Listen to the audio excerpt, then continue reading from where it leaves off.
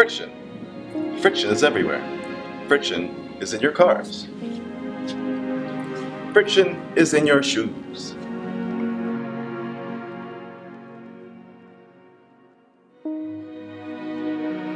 Friction is in your interpersonal relationships.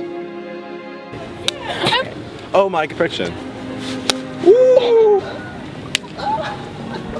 Oh, really? Is it recording already? Friction is in your trendy skateboards.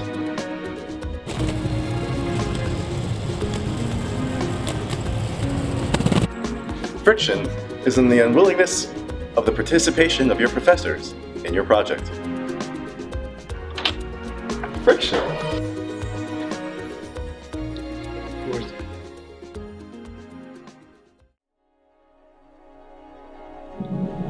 Friction is a force that resists motion. There are many different types of friction, including friction in fluids, friction between surfaces, and friction in other materials. We'll be looking at the friction between two surfaces. So of the two types of friction, static friction and kinetic friction, static friction is usually greater than kinetic friction. This is because static friction is dependent on the surface topology, as well as the chemical bonding between the two surfaces. So providing sufficient amount of time, the two surfaces will actually begin to bind and fuse with one another. The contact between rubber and cement, as we can see here, the static friction is much higher than the kinetic friction. Significantly higher. For example, if we try to push the bike sideways, we can't overcome the static friction. Note that the tire is not sliding, no matter which way you push it. But if the tire is spinning, we might in fact be able to get it to rotate. Should we spin it? We should spin it. Go hard, go hard, go hard,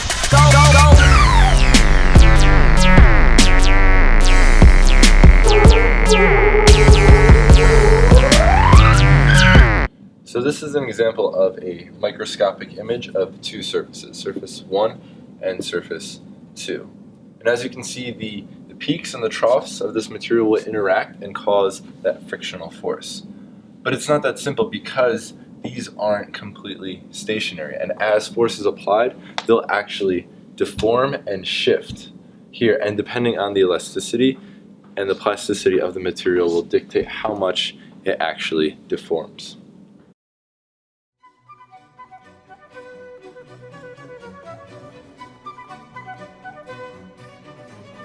To consider the full case of the frictional force from an atomic and microscopic level, one has to take into account.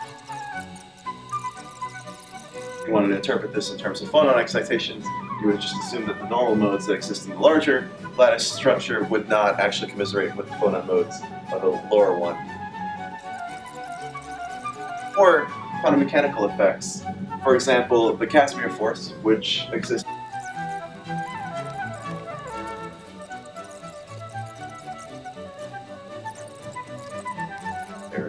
the three-dimensional case of this is a sponge.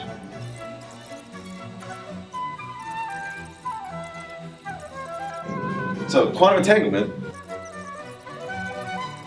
the structure continues along all different length scales.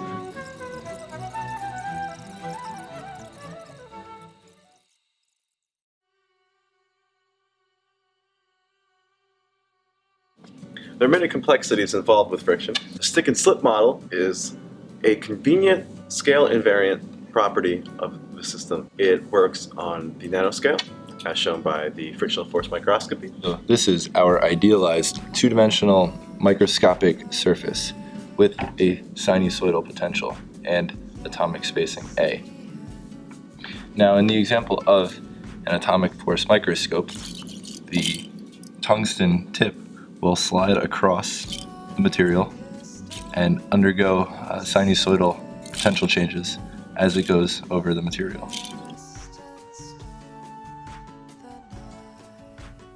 Most macroscopic coefficients of friction are derived experimentally.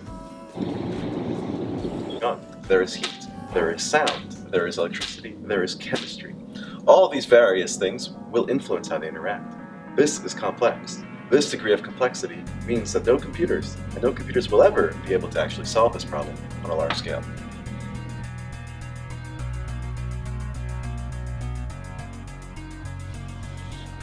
Friction allows us to do all sorts of wonderful things.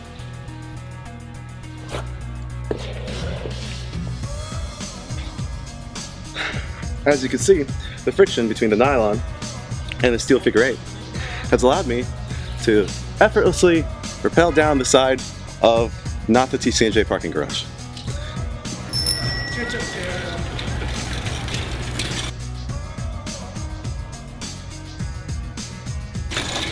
Pretty sure this is not gonna work out. Okay. You got this. This girl looks like she can hit pretty hard. You wanna? I can hit pretty All right. hard. Not as hard as you can, Okay, but like okay. let's friction. Woo! Woo!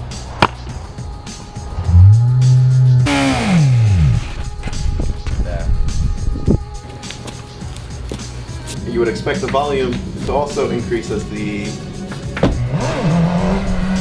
In fact, all this is CGI, and we're not liable for any of it.